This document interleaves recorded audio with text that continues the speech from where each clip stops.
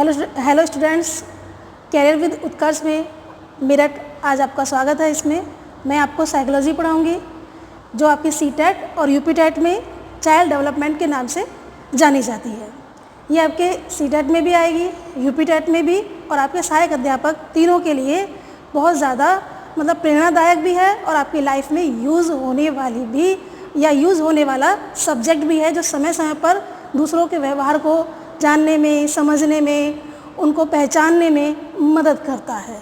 व्यवहारिक जीवन के लिए बहुत ज़्यादा उपयोगी है हमारे लिए चाइल्ड डेवलपमेंट, और बच्चे के विकास के लिए भी बहुत ज़रूरी है कि बच्चे का विकास समय समय पर कैसे होगा। यदि उसमें परिवर्तन आ रहे हैं तो उन परिवर्तन को देखते हुए हम उसको मॉडिफाई या उसके व्यवहार में परिवर्तन कैसे करें। इसी के आधार पर जो स्टार्टिंग का टॉपिक है हमारा, वो है हमारा सीखना, जो बहुत ही इम्पोर्टेंट है, बहुत ही ज़्यादा इम्पोर्टेंट है, वेरी वेरी इम्पोर्टेंट, क्योंकि इसी के आधार पर हमारा सारा जीवन चलता है। बच्चे की सारी क्रियाएं इसी के आधार पर चलती हैं और इसको हम कहते हैं इंग्लिश में लर्निंग।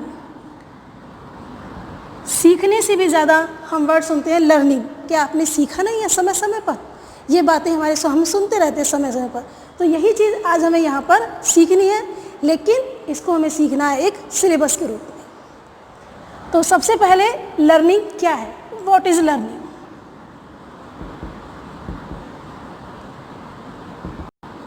ये वर्ड बहुत सुना होगा, लर्निंग लर्निंग लर्निंग, लेकिन वाकई में लर्निंग है क्या? लर्निंग है व्यवहार में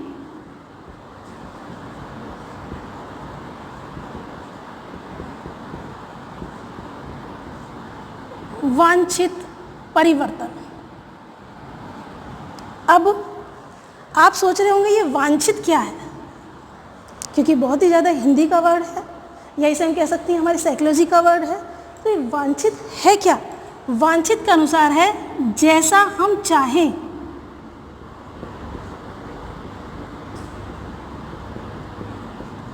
वैसा व्यवहार,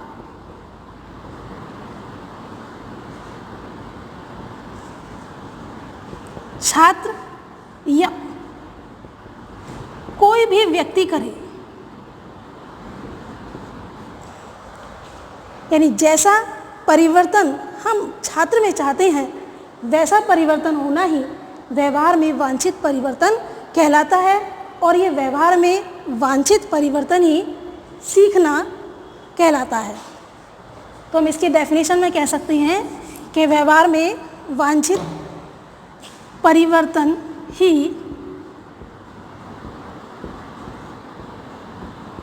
सीखना है। व्यवहार में वांछित परिवर्तन ही सीखना है। अब इससे संबंधित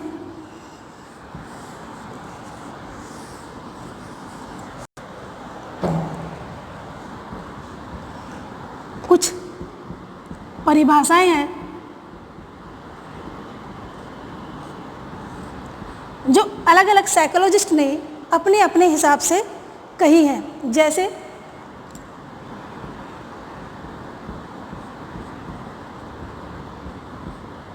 क्रो व क्रो, एक बार नाम सुनोगे तो भी याद हो जाएगा, क्रो एंड क्रो यानी कि कौवा कौवा। अगर कौवा कौवा आपने एक बार ही बोला तो आपको इसकी डेफिनेशन बहुत आसानी से याद हो जाएगी, क्योंकि हमें तो सिर्फ क्रो एंड क्रो याद करना है, और हमारे इंडिया में क्रो एंड क्रो को क्या कहते हैं? कौवा कौवा। अगर इसकी डेफिनेशन हमें याद करनी है तो 1 मिनट में याद हो जाएगी। उसमें हम ये कह सकते हैं आदतों, ज्ञान और व्यवहार का अर्जन, जिसमें हम अपनी हैबिट्स, यानी कि हैबिट्स का मतलब जो हमारी पूर्व में सीखी हुई आदतें हैं, वो आदतों, ज्ञान और व्यवहार में जो भी परिवर्तन आ रहा है उसे हम सीखना कहते हैं। तो किसमें? आदतों में, ज्ञान में, व्यवहार में परिवर्तन या उनका अर्जन, अर्जन मीन्स एकत्रित करना, इकट्ठा करना।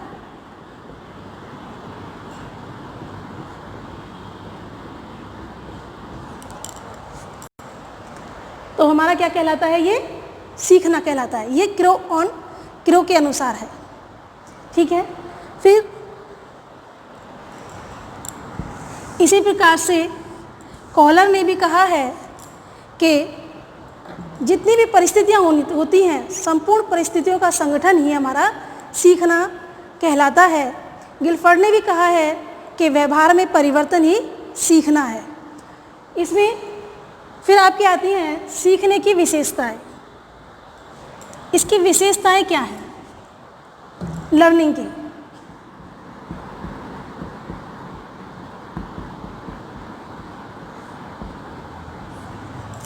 सीखने में जैसे सीखना हमारा कैसा सीखना होगा? सीखना हमारा स्थायी भी हो सकता है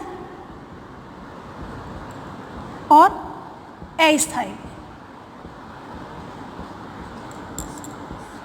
स्थायी का मतलब जो हमेशा हमारे दिमाग में बना रहे। अस्थायी का मतलब जो कुछ समय तक हमारे मस्तिष्क में रहे और कुछ समय बाद हमारे मस्तिष्क से धीरे धीरे करके चला जाए।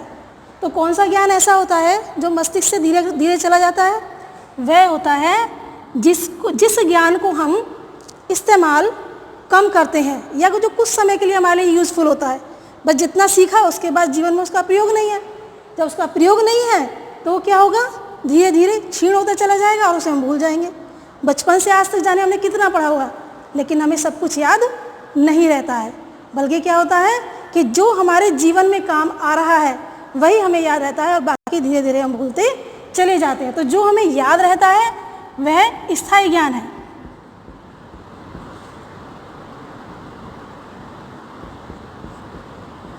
और जिसे भूल जाते हैं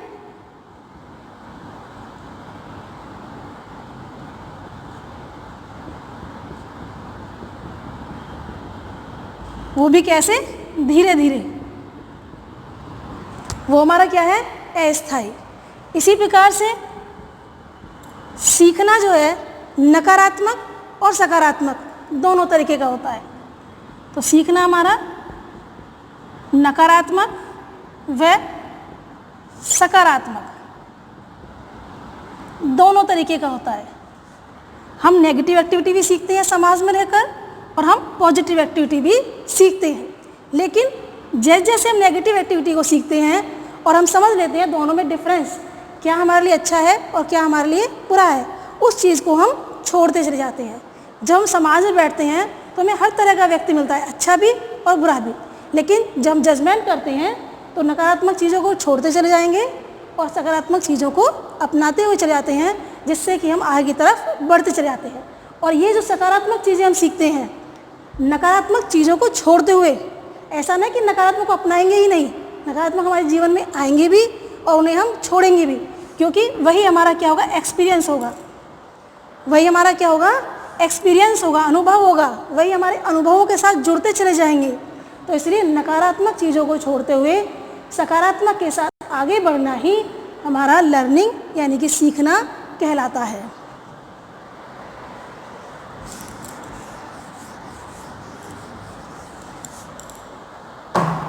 नेक्स्ट इसमें आता है आपका सीखना उद्देश्यपूर्ण होता है।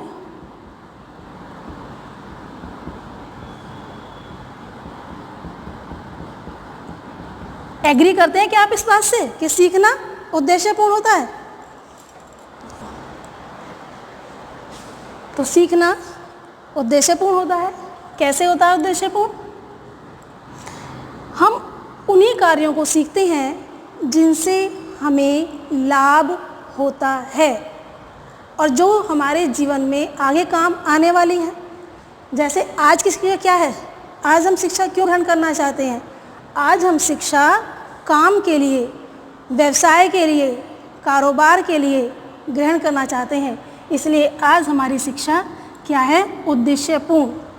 हम वही शिक्षा ग्रहण करते हैं जो हमारे जीवन में आगे काम आती है और बाकी शिक्षाओं को हम छोड़ देते हैं, बाकी चीज़ों को हम छोड़ देते हैं। सीखना उद्देश्यपूर्ण होता है। वह कैसे होता है? क्योंकि हमारे आज बहुत सारे विषय हैं, बहुत सारे सब्जेक्ट हैं, लेकिन हम उन्हीं विषयों को पढ़ते हैं जो हमारे आगे जॉब में, सर्विस में आदि चीज़ों में काम आते हैं। फॉर एग्ज़ाम्पल ले लीजिए, CTET है, UP TET है,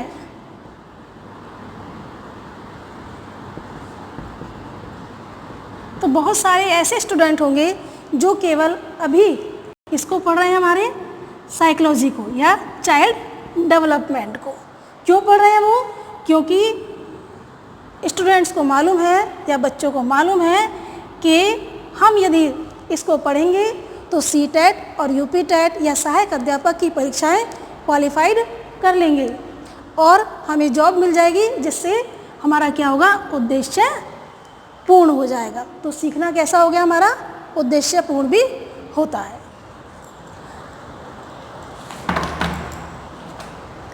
नेक्स्ट इसमें आपका आता है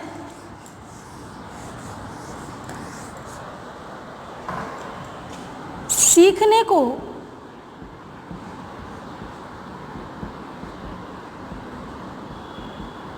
प्रभावित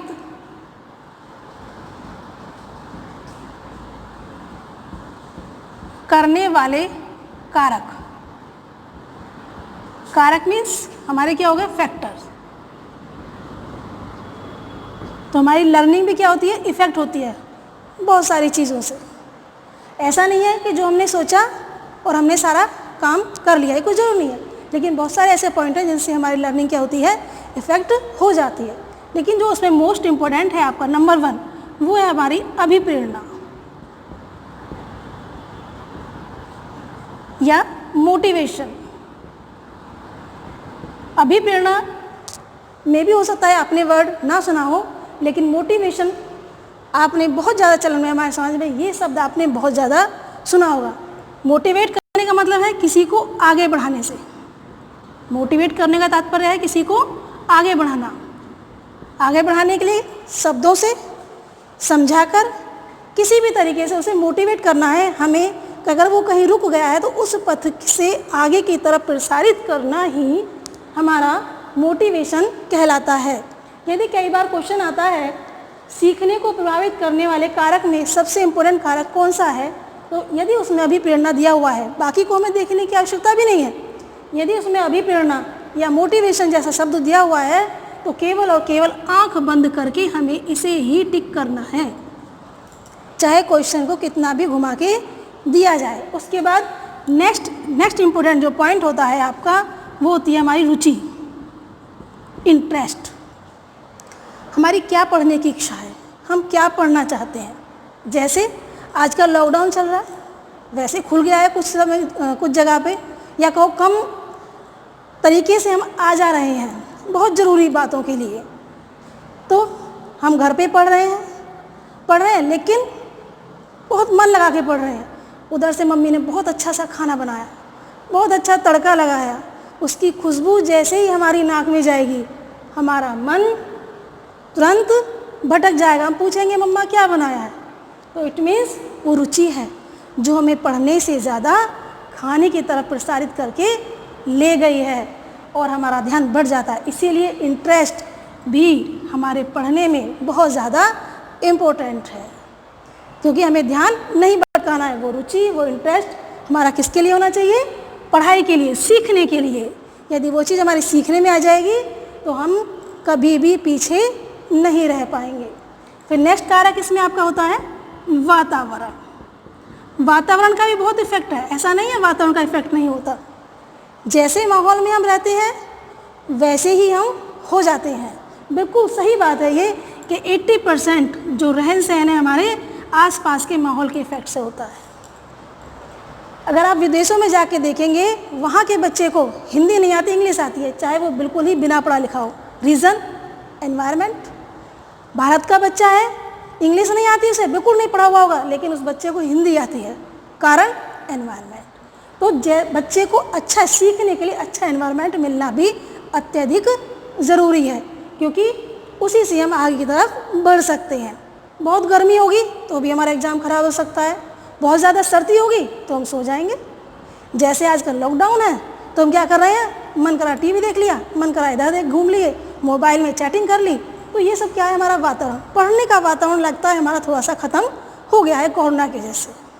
ठीक है, तो वातावरण का भी हमारे जीवन में बहुत ज़्यादा इफेक्ट पड़ता है। नेक्स्ट पॉइंट आता है आपका सीखने की विधि, तरीका। ये बहुत ज़रूरी है। क्यों आवश्यकता पड़ी हमें सीखने की विधि की? यदि हम बुक उठा के देखें, उसको पढ़ते हैं बार बार, समझ में नहीं आ रहा, लेकिन अगर किसी के थ्रू उसको समझाया जाता है तो उसको हम आसानी से समझ लेते हैं। तो उससे क्या होता है, हमारा सब्जेक्ट में जो हमारा विषय है उसमें रुचि डेवलप हो जाती है, क्योंकि मोटिवेशन मिलता है, मोटिवेशन से रुचि डेवलप होगी, और जब रुचि डेवलप होगी तो हम अपना एनवायरनमेंट भी उसी हिसाब से सेट कर लेंगे। सीखने की विधि ये, तो मुख्य रूप से आपके ये 4 बिंदु ही इसके अंतर्गत हैं।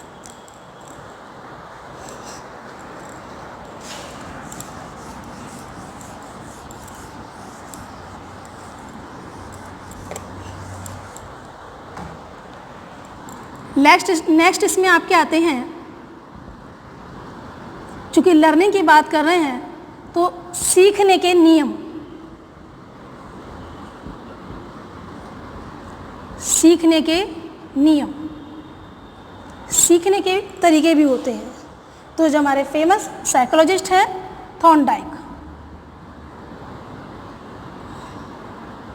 थॉर्नडाइक ने सीखने के 2 नियम बताए हैं। थॉर्नडाइक ने सीखने के 2 नियम बताए हैं, जिसमें नंबर 1 हमारा होता है मुख्य नियम,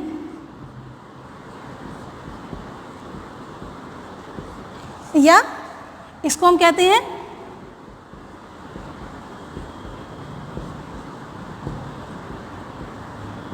प्राथमिक नियम। इसी के साथ इन्होंने एक और बताए हैं जिसे हम कहते हैं सहायक नियम।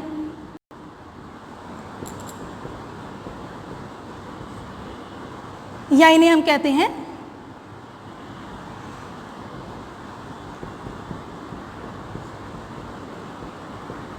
गौड़ नियम, या इन्हें हम कह सकते हैं सेकेंडरी रूल। ऐसे इसको प्राइमरी रूल।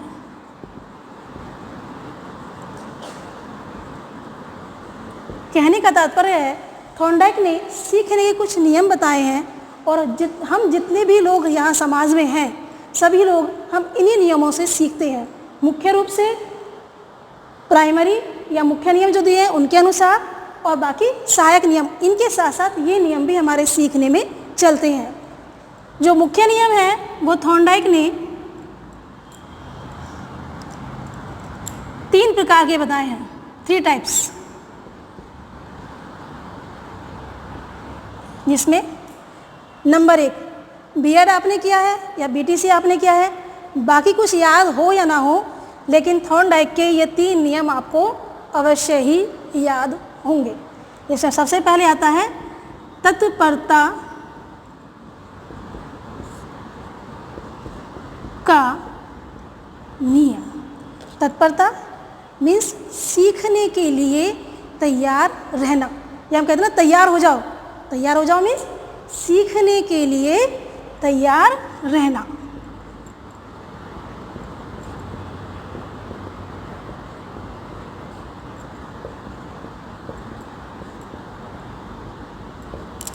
तो सीखने के लिए तैयार रहना ही हमारा कहलाता है तत्परता का नियम। अब हम तत्पर किस चीज़ को रहते हैं सीखने के लिए? जिस कार्य को करने का हमारा मन होता है, उस कार्य को सीखने के लिए हम तत्पर रहते हैं। और जिस कार्य को सीखने के लिए हमारा मन नहीं होता है, उस कार्य को चाहे हम कर तो देंगे, लेकिन उस काम को सीखेंगे बिल्कुल भी नहीं। ठीक है। नेक्स्ट इसी में आपका आता है अभ्यास का नियम।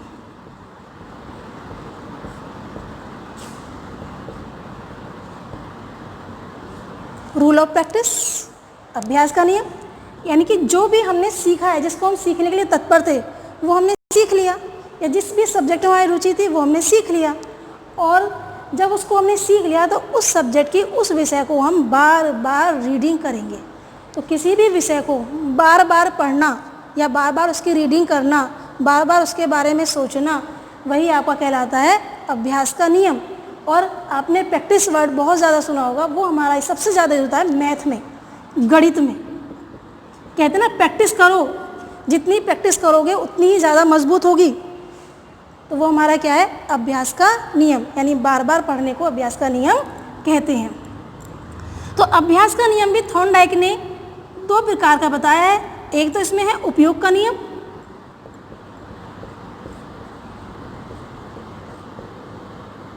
और दूसरा इसमें है अनुपयोग का नियम।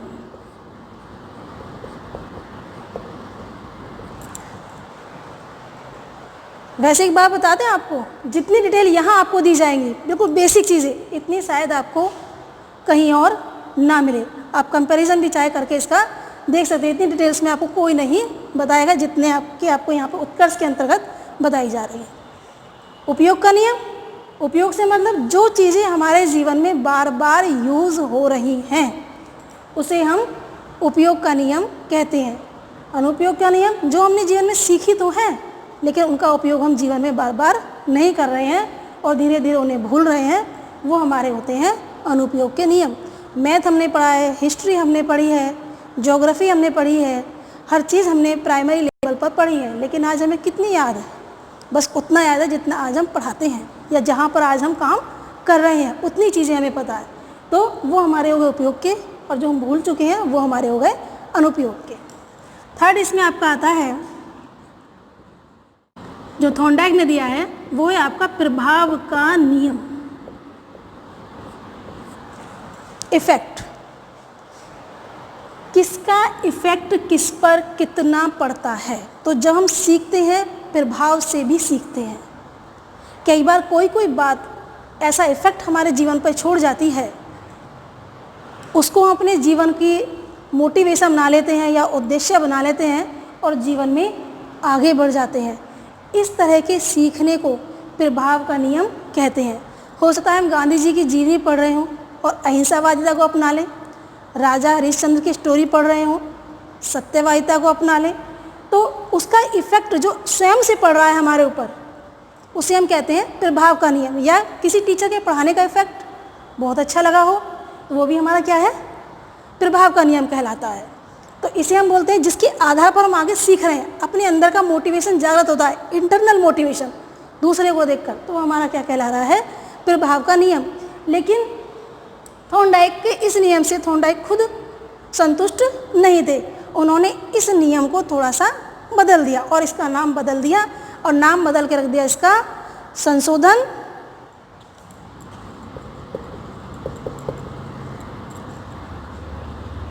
व असंशोधन का नियम। तो कई बार क्वेश्चन आता है कि थॉर्नडाइक ने अपने कौन से नियम का नाम बदला है, तो आप तुरंत बता देंगे प्रभाव का नियम, संशोधन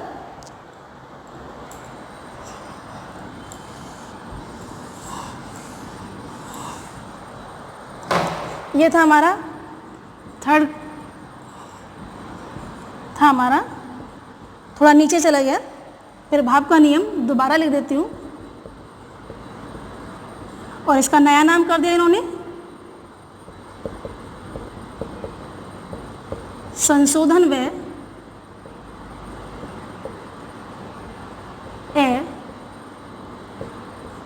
संशोधन का नियम, संशोधन व असंशोधन का नियम। तो जब भी क्वेश्चन आए कि थॉर्नडाइक ने किस नियम का नाम परिवर्तित किया है, तो आपका होगा प्रभाव का नियम। नेक्स्ट इसमें आपके आते हैं सहायक नियम या गौण नियम या द्वितीयक नियम।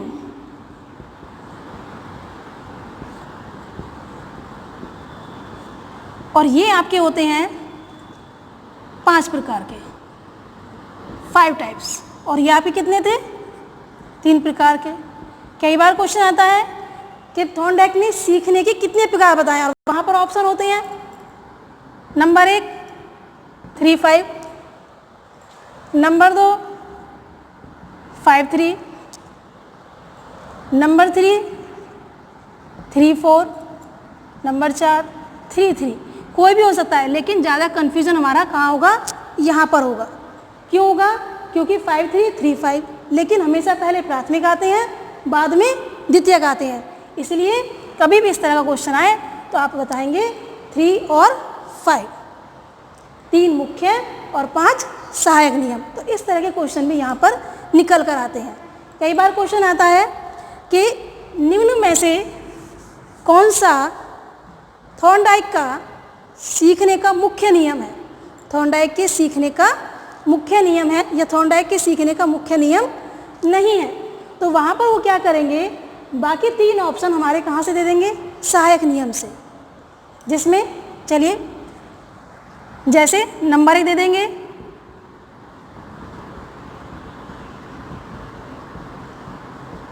बहुअनुक्रिया का नियम, क्योंकि क्वेश्चन क्या था कि निम्न में से कौन सा हमारा प्राथमिक नियम नहीं है।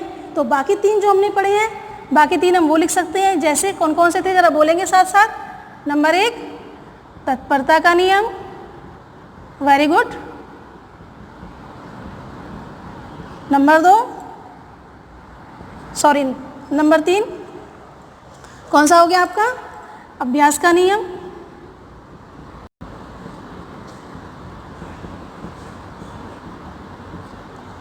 नंबर 4, वैसे 1 2 3 होंगे लेकिन ऑप्शन के अकॉर्डिंग 1 2 3 4 कौन सा हो गया, प्रभाव का नियम। अब अगर ये कहा जाए निम्न में से कौन सा मुख्य नियम या प्राथमिक नियम नहीं है थॉर्नडाइक का, तो तुरंत आप ऑप्शन लगाएंगे बहुअनुक्रिया का नियम। हालांकि बहुअनुक्रिया का नियम भी थॉर्नडाइक का ही है, लेकिन वो किसका है, सहायक नियम के अंतर्गत आता है। ठीक है, अब सहायक नियम की बात करेंगे हम। सहायक नियम हमारे कितने हैं, 5 हैं, जिसमें नंबर 1 मैंने आपको बता ही दिया है, कौन सा है, बहुअनुक्रिया का नियम। बहुअनुक्रिया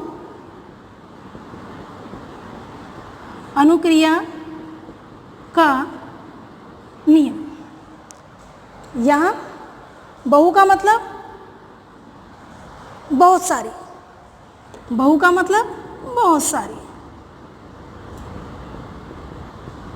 अनुक्रियाएं क्रियाएं करना, एक्टिविटीज़ करना, ये अनुक्रिया होती है। यानी कि स्टार्टिंग में जब हम किसी भी चीज़ को सीखते हैं तो उसे सीखने के लिए बहुत सारी अनुक्रियाएं करते हैं। तो प्रारंभ में किसी कार्य को सीखने के लिए बहुत सारी अनुक्रियाएं करना ही बहुअनुक्रिया का नियम कहलाता है। जिसमें अब यहाँ पे कौन सा नियम और यूज़ होगा हमारा, अभ्यास का नियम। वहाँ पे हमने 2 चीज़ें बताई थी, उपयोग और अनुपयोग का नियम।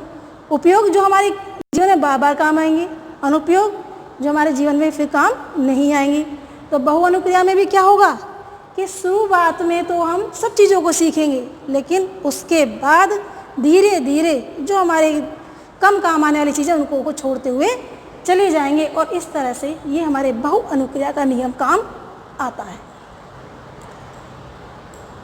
तो स्टार्टिंग में जब भी नया काम हम सीखते हैं तो उसमें हम क्या करते हैं, बहुअनुक्रिया का नियम हमारे लिए बहुत ज़्यादा सहायक सिद्ध होता है। सेकंड इसमें आता है आपका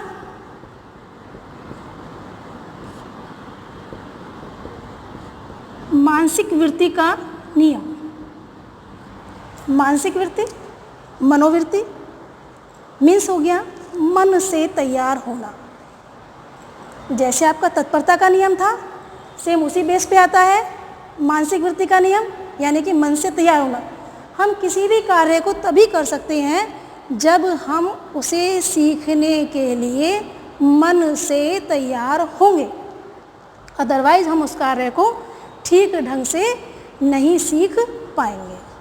तो और मानसिक वृत्ति कब होगी, यदि एक अध्यापक कक्षा में जा रहा है तो उसे सबसे पहले क्या करना पड़ेगा, अपना विषय पढ़ाने के लिए बच्चों के अंदर अपने विषय के प्रति रुचि जागृत करनी पड़ेगी, ताकि छात्र टीचर की बात को या शिक्षक की बात को ध्यान से सुन सकें और उस बात को समझ सकें। ठीक है, तभी तो मन से तैयार करना पड़ेगा उन्हें, तभी तो वो पढ़ेंगे। यदि मन से तैयार नहीं किया तो क्या होगा, पता है आपको, पढ़ेंगे नहीं। कोई किसी को लकड़ी से मारेगा, कोई किसी के पर काल चुभोएगा, कोई किसी के पेंसिल लगाएगा, और क्लास में अव्यवस्था फैल जाएगी। तो उस अव्यवस्था को रोकने के लिए भी हमें मन को या बच्चों के मन को तैयार करना पड़ता है, और इसको हम कहते हैं मानसिक वृत्ति का नियम। नेक्स्ट इसमें आता है आपका तत्व प्रबलता का नियम। तत्व प्रबलता यानी कि आपके मेन एलिमेंट्स, मुख्य एलिमेंट्स। अभी हमने शुरू में बताया था बहु अनुक्रिया यानी कि बहुत सारी अनुक्रिया। शुरुआत में जब हम किसी भी विषय को पढ़ते हैं तो हम क्या करते हैं, उस चैप्टर को पूरा पढ़ते हैं शुरू से लास्ट तक। उसके बाद में धीरे धीरे उसमें मुख्य बातों को अंडरलाइन करते हैं, उसके बाद में उसमें से और भी इम्पोर्टेंट पॉइंट्स निकाल लेते हैं, जैसे एक एक बिंदु निकाल लिया। ठीक है, जब मुख्य बिंदु निकाल, जैसे अब हमें क्या कोई भी टॉपिक पढ़ना है, कुछ भी पढ़ते हैं तो उसमें से मुख्य बिंदु को निकाल लेना ही हमारा तत्व प्रबलता का नियम कहलाता है। यानी कि जो हम पढ़ रहे हैं उसमें से मुख्य बिंदु को छांटकर पढ़ लेना या समान तत्वों को छांटकर पढ़ लेना ही तत्व प्रबलता का नियम कहलाता है। इसके बाद आपका आता है सादृश्यता का नियम। सादृश्यता या एनालॉजी यानी एक जैसी दिखने वाली चीज़ों के प्रति हमारी प्रतिक्रिया, एक जैसी चीज़ों के प्रति दिखने वाली हमारी प्रतिक्रिया, एनालॉजी। इसको हम कह सकते हैं, ये कहने का तात्पर्य है पूर्व ज्ञान को नवीन ज्ञान से जोड़ना, पूर्व ज्ञान को नवीन ज्ञान से जोड़ना मीन्स जो पहले हमने सीखा है उसको आज हम किसी नई परिस्थिति में यूज़ करें। फॉर एग्जाम्पल, जैसे हम किसी मैदान में गए खेलने के लिए फुटबॉल, तो हम क्या करते हैं, फुटबॉल को पैर से मारते हैं, और यदि हमने बॉल को किसी ने हमने कैच कराई तो उसे हम कैच कर लेते हैं। हमने सीख लिया दोनों चीज़ों को कि यदि हम खेल रहे हैं, पैरों के नीचे कोई चीज़ आ रही है तो उसे हमें पैर से मारना है, और यदि ऊपर से उड़ती हुई कोई चीज़ आ रही है तो उसे हमें कैच करना है। वो उस समय हमने बॉल को सीखा। लेकिन जब हम किसी कारण क्लास में बैठे हुए हैं और किसी बच्चे ने हमें कागज़ फेंक के मारा ऐसे, तो हम क्या करें, तो हम कैच करते हैं। तो हमने उस नई परिस्थिति में पूर्व में सीखी हुई चीज़ को यूज़ कर लिया। कई बार टीचर क्या होता है, आप बातें कर रहे हो तो चौक फेंक के मारता है, तो आप बहुत जल्दी से कैच भी कर लेते हो। तो वो जो कैच करना है, पूर्व की परिस्थिति को नई परिस्थिति में यूज़ करना है, वो आपका सादृश्यता है। वो आपका क्या है, सादृश्यता। अब इसी से जुड़ता हुआ एक पॉइंट और सबसे लास्ट का, इसे समझना थोड़ा सा टिपिकल है, ध्यान से सुनिएगा। ये हमारा है साहचर्य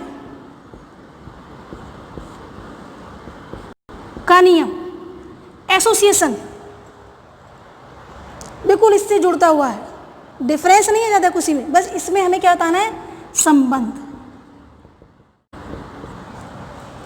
स्थापित करना है। जैसे आपने थोड़ा बहुत पावलोव पढ़ा होगा कि भोजन को देखकर कुत्ते की लाग नहीं लगती है, या आज भी हम गोलगप्पे का नाम सुने, पिज्ज़ा का नाम सुने तो क्या होता है, मुंह में पानी, और आजकल तो खाने को भी नहीं मिल रहा तो और ज़्यादा पानी। ठीक है, तो ये क्या है, मतलब वो जो हमारे अंदर लार या सलाइवा इकट्ठी हो गई है, वो हमारा है साहचर्य। वो संबंध, खाने का और सलाइवा का जो संबंध स्थापित हुआ है सोचकर, वो सोचना, वो रिलेशन जिसकी सोच से हमारे मुंह में पानी आया है, वो हमारा है साहचर्य। ऐसे ही सादृश्यता में ही था कि पूर्व की परिस्थिति को नई परिस्थिति में यूज़ करना। तो पूर्व की परिस्थिति को नई परिस्थिति से जोड़ना, जो जोड़ा था, जो एसोसिएशन था, वही हमारा साहचर्य था।